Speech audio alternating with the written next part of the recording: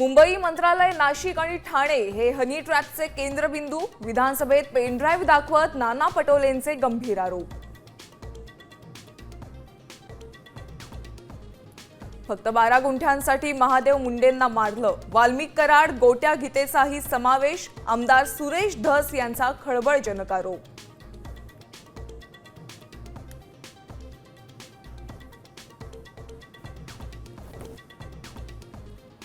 पावसाळी अधिवेशनात जनतेच्या हाती भोपळा देणाऱ्या सरकारचा धिक्कार. विरोधकांचं पायऱ्यांवर आंदोलन.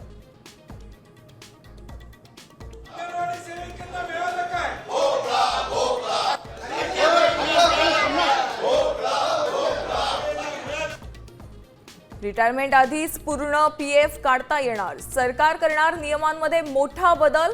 कर्मचारी दर 10 वर्षांनी पीएफचा मोठा भाग काढू शकणार. सरकारी कर्मचाऱ्यांना अर्धा तास उशिरा येण्याची मुभा. रेल्वे वाहतुकीवरचा ताण कमी करण्यासाठी उपाय. खासगी कर्मचाऱ्यांच्या वेळेबाबत टास्क फोर्स सरकारची घोषणा.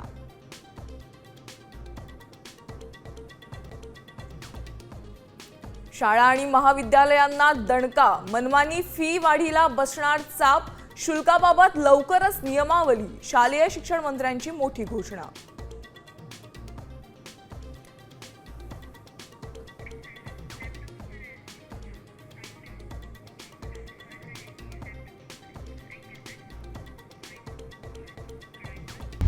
आता isakal.com आहे देशातील नंबर 1 ची मराठी न्यूज वेबसाईट. प्रत्येक अपडेटसाठी isakal.com ला नक्की भेट द्या.